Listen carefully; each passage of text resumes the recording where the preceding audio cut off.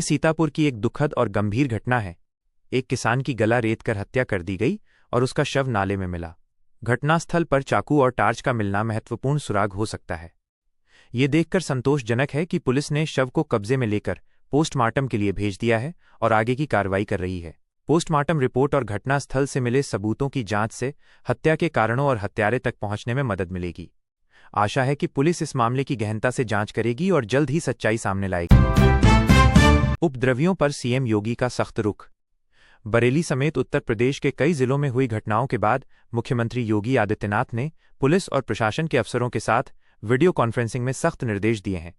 उन्होंने साफ तौर पर उपद्रवियों पर निर्णायक कार्रवाई करने और ऐसी घटनाओं पर सख्त नाराजगी जताई है। मुख्यमंत्री के मुख्य निर्देश और सख्त बातें। हर उपद्रवी को चिन्हित करना। उन्होंने वीडियो फुटेज और सोशल मीडिया मॉनिटरिंग के जरिए जुलूसों में शामिल एक भी उपद्रवी को न बख्शने का आदेश दिया है। तत्काल एफआईआर दर्ज। उपद्रवियों के खिलाफ तत्काल एफआईआर दर्ज करने के निर्देश दिए गए हैं।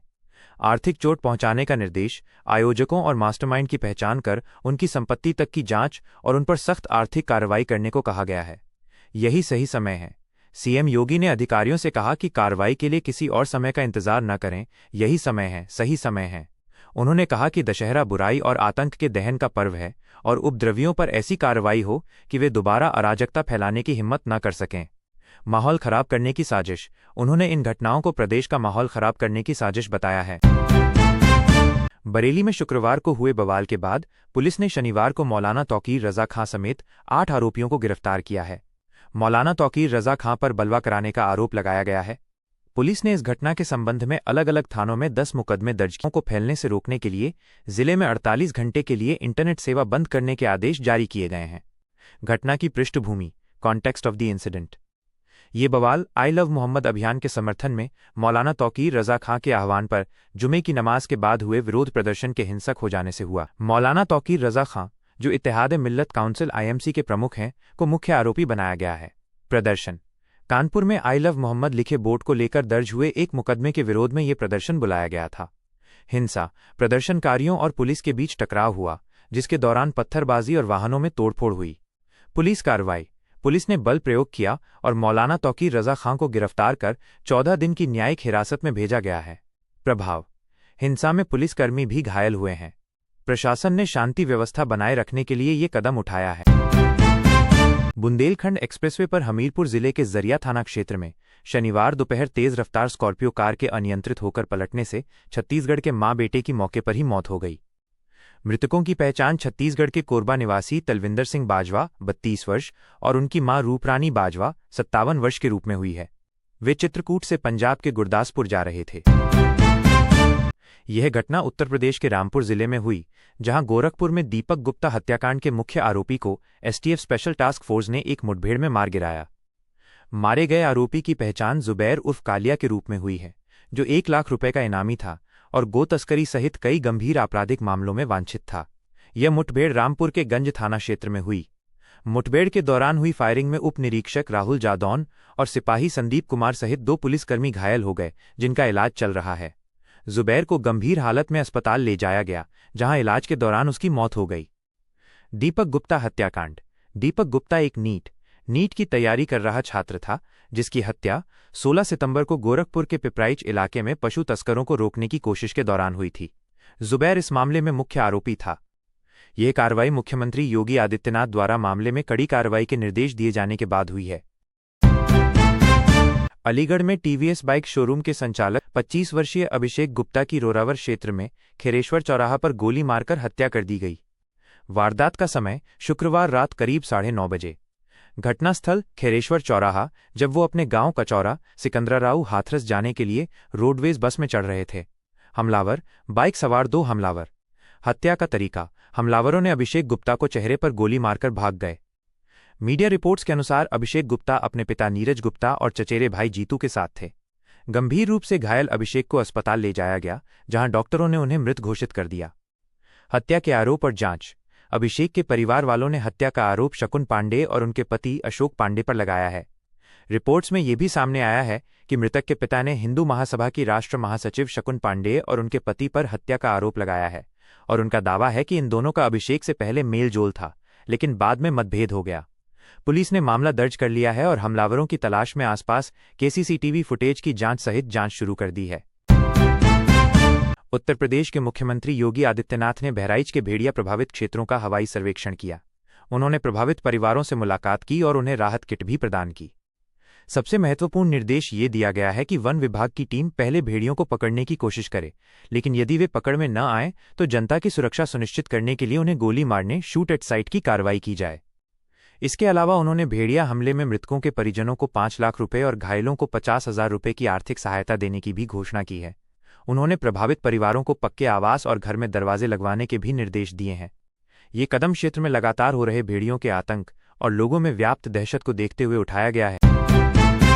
ये रायबरेली के सलोन थाना क्षेत्र के अतागंज उसरी गांव की घटना है। कृषि विभाग के प्राविधिक सहायक दुर्गेश पांडेय गांव में ई खसरा पड़ताल डिजिटल क्रॉप सर्वे के सरकारी काम के लिए गए थे। उसी दौरान ग्रामीणों ने उन्हें चोर समझकर दौड़ाकर पीटा। पुलिस ने पीड़ित कर्मचारी की शिकायत पर मामला दर्ज कर लिया है और इस पिटाई में शामिल एक महिला को गिरफ्तार किया गया है। अन्य आरोपियों की तलाश जारी है। इस घटना का एक वीडियो सोशल मीडिया पर भी वायरल हुआ है। ये एक दुखद और दुर्भाग्यपूर्ण घटना है जहां सरकारी कर्मचारी को अपना काम करते समय हिंसा का शिकार होना पड़ा। फुरकान कुरैशी अपने साथियों का इंतजार कर रहा था जब पुलिस टीम ने उसे घेर लिया। उसने पुलिस पर फायरिंग की, जिसके जवाब में पुलिस की गोली उसके दाहिने पैर में घुटने के नीचे लगी। गिरफ्तारी और बरामदगी। गोली लगने से वो घायल हो गया और पुलिस ने उसे गिरफ्तार कर लिया। उसके पास से तमंचा और कारतूस बरामद हुए हैं। कबूलनामा। पूछताछ में उसने गोमांस की तस्करी की बात कबूल की। उस पर पहले से ही कई मुकदमे दर्ज हैं। घायल गैंगस्टर को इलाज के लिए अस्पताल में भर्ती कराया गया है। इलाहाबाद हाईकोर्ट ने अब्बास अंसारी गिरोह के सदस्यों के खिलाफ चित्रकूट के करवी कोतवाली में 31 अगस्त 2024 को दर्ज गैंगस्टर एक्ट के मुकदमे और जारी गैर जमानती वारंट NBW को रद्द कर दिया है। ये राहत मुख्य रूप से इस आधार पर दी गई है कि गैंग चार्ट तैयार करने में नियमों का पालन नहीं किया गया और उसमें गंभीर अनियमितताएं बरती गईं। कोर्ट ने पाया कि गैंग चार्ट तैयार करने में नियम 5(3)(a) का पालन नहीं किया गया।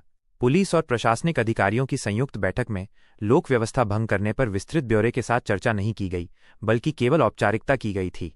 FIR में भी विस्तृत विवरण नहीं दिया गया। हाईकोर्ट ने इन अनियमितताओं के चलते गैंग चार्ट तैयार करने की कार्यवाही को दूषित मानते हुए अब्बास अंसारी MLA और उनके गिरोह के अन्य सदस्यों के खिलाफ दर्ज FIR को रद्द करने का आदेश दिया।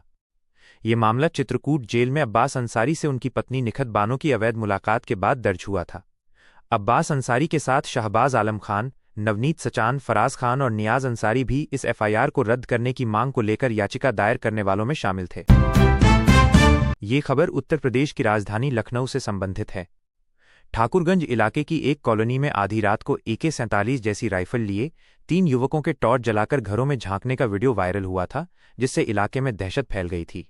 पुलिस जांच में ये खुलासा हुआ कि ये युवक कन्नौज पुलिस टीम के सदस्य थे। वे बिना स्थानीय पुलिस को सूचना दिए किसी मामले की तलाश या सर्च ऑपरेशन के लिए आए थे। उनके इस तरह से आधी रात को हथियार लेकर घूमने और घरों में झांकने से लोग डर गए थे, जिसके बाद पुलिस ने मामले की जांच की और ये स्पष्टीकरण दिया। प्रभारी मनोज कुमार PHC पहासू के अनुसार अस्पताल में भर्ती किए गए 3 लोगों की स्थिति का विवरण निम्नलिखित है। सुनील पहासू निवासी को उपचार के बाद घर भेज दिया गया। सतीश कसुमी गांव निवासी भर्ती हैं, उन्हें हाथ व पैर में चोट लगी है। सतीश की बेटी काजल को जिला अस्पताल रेफर किया गया है।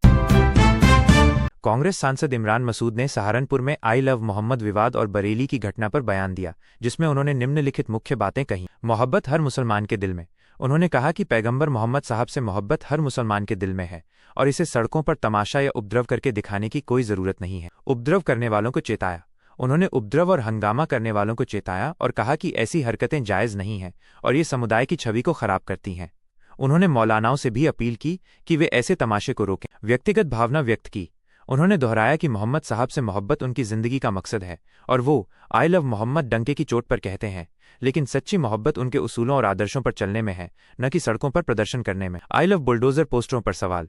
उन्होंने लखनऊ में कथित तौर पर लगाए गए आई लव बुलडोजर पोस्टरों पर भी सवाल उठाए और कहा कि जिस तरह का माहौल बनाया जा रहा है वो ठीक नहीं है।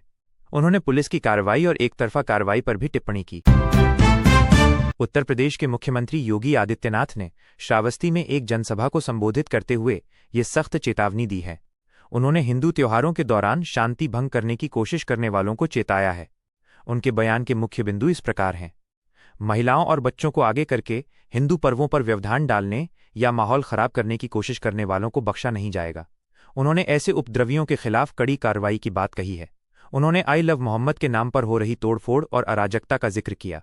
उन्होंने कहा कि इस्लाम में लोग बुत परस्ती, मूर्ति पूजा का विरोध करते हैं, लेकिन दूसरी तरफ आई लव मोहम्मद कहकर अव्यवस्था, आगजनी और तोड़फोड़ कर रहे हैं। उन्होंने इसे दोहरी मानसिकता बताया।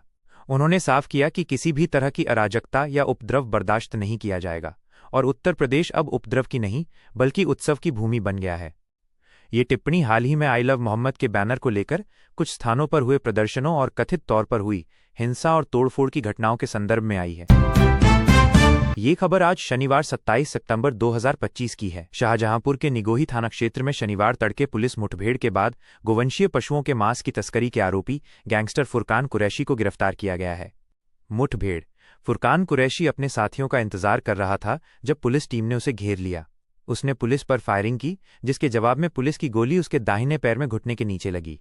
गिरफ्तारी और बरामदगी: गोली लगने से वो घायल हो गया और पुलिस ने उसे गिरफ्तार कर लिया। उसके पास से तमंचा और कारतूस बरामद हुए हैं। कबूलनामा: पूछताछ में उसने गोमांस की तस्करी की बात कबूल की। उस पर पहले से ही कई मुकदमे दर्ज हैं। घायल गैंगस्टर को इलाज के लिए अस्पताल में भर्ती कराया गया है।